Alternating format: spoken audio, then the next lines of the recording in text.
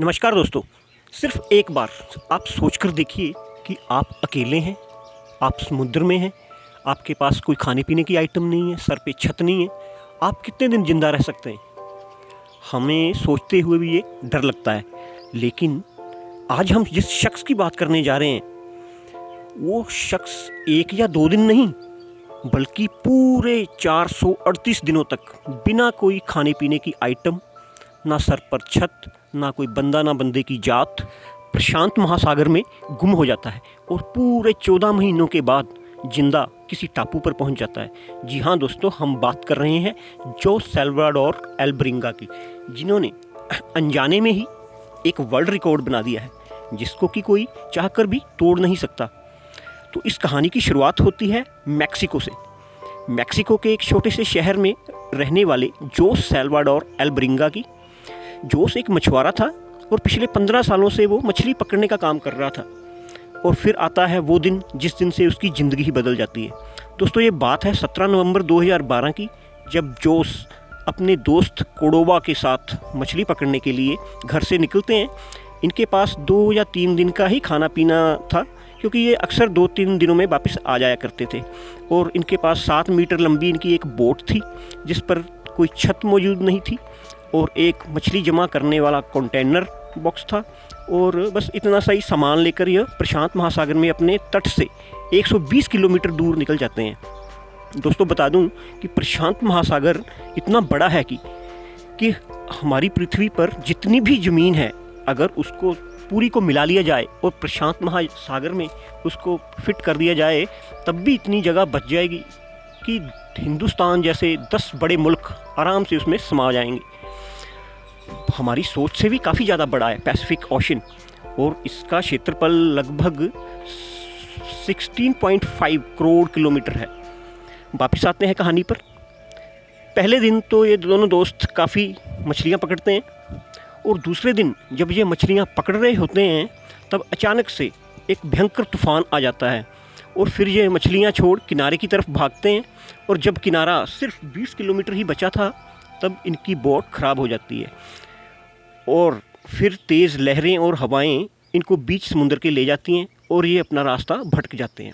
आहिस्ता आहिस्ता दिन बीतने लगते हैं, और अगले 10-15 दिनों तक इनका राशन पानी ख़त्म होना शुरू हो जाता है, और लगभग 20 दिनों में इनके पास सब कुछ ख़त्म हो जाता है।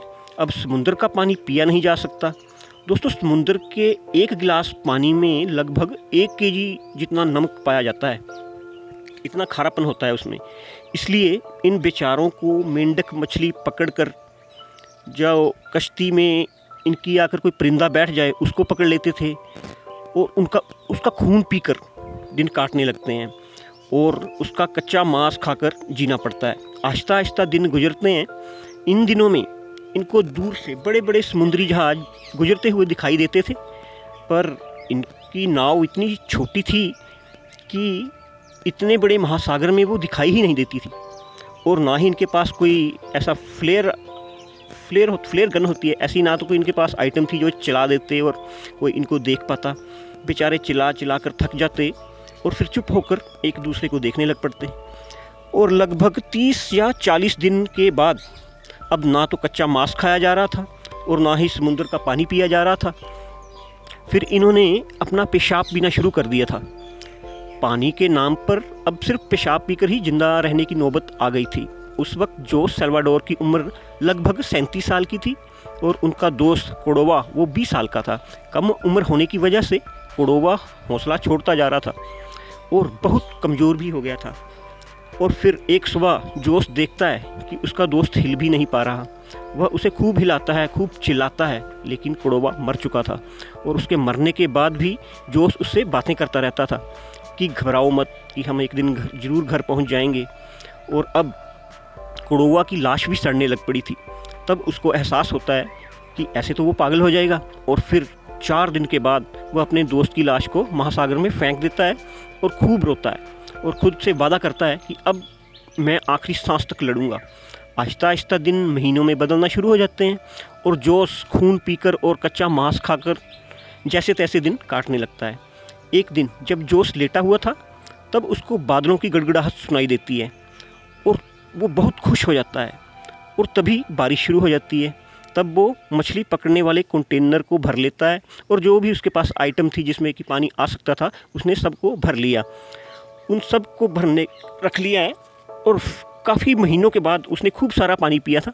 और फिर दिन बीतते जाते हैं और उसका भी हौसला अब जवाब देने लग पड़ता है। इस वीराने महासागर में उसे पानी के अलावा कुछ दिखाई ही नहीं देता था। वह बहुत कमज़ोर हो चुका था, मांस के नाम पर अब हड्डियां ही रह गई थी। वो सोचता था कि शायद ज़िंदगी में मैं कभी भी किसी आदमी को नहीं देख पाऊँगा। फिर वक्त बीतता जाता है, कमज़ोरी दिनों दिन बढ़ती जाती है और एक दिन उसे कुछ पक्षियों की आवाज़ें सुनाई देती हैं। उसे लगता है कि शायद वो कुछ सपना देख रहा है, क्योंकि महासागर के बीच में परिंदे नहीं उड़ते, लेकिन उसने आसमान में काफ़ी सारे परिंदे दिखाई देते हैं। फिर उसे एहसास होता है कि पक्षी तो पेड़ पौधों पर ही रहते हैं, मतलब कि कोई किनारा आसपास में ज़रूर है। और फिर उसे एक हरा भरा टापू दिखाई देता है और वो बहुत खुश हो जाता है, क्योंकि पूरे 14 महीनों के बाद उसने कोई ज़मीन का टुकड़ा देखा था और अपनी पूरी जान लगाकर अपनी कश्ती को किनारे की तरफ धकेलने लगता है। लेकिन हवा उसकी कश्ती को विपरीत दिशा में ले जा रही थी। फिर भी उसे लगता है अगर ये चांस मिस हो गया तो वो फिर सागर की गहराइयों में खो जाएगा। और वो पानी में कूद जाता है और बड़ी मुश्किल से किनारे पर पहुंच जाता है। और पूरे 14 महीनों के बाद उसके पैर किसी ज़मीन को टच करते हैं और फिर औंधे मुंह गिरकर वो बेहोश हो जाता है। और जिस टापू पर वह पहुंचा था उसका नाम था मार्शल आइलैंड और यह न्यूजीलैंड के पास पड़ता है। उसके घर से और जिस टापू पर यह पहुंचा था वहाँ की जो दूरी है, मतलब जहाँ से इसने अपनी शुरुआत की थी सफ़र की, और जिस टापू पर ये उतरता है उसकी दूरी डिस्टेंस मतलब 8,500 किलोमीटर से भी ज़्यादा की थी। और फिर एक दंपत्ति जो कि इस टापू पर नारियल की खेती करते थे, उनके द्वारा इनको बचा लिया जाता है और पूरे 15 महीनों के बाद यह शख्स अपने परिवार से मिल पाता है। दोस्तों, यह कहानी हमें बहुत कुछ सिखाती है। हमें कभी भी अपना हौसला नहीं छोड़ना चाहिए, एक दिन जीत पक्का आपकी होगी। आशा करता हूँ कि वीडियो आपको इंटरेस्टिंग लगी होगी। वीडियो को लाइक करें, शेयर करें, कमेंट करें और सब्सक्राइब करें मेरे YouTube चैनल को। हम मिलते रहेंगे इसी तरह की और नई वीडियो के साथ। जय हिंद दोस्तों, जय Bharat and thanks for watching.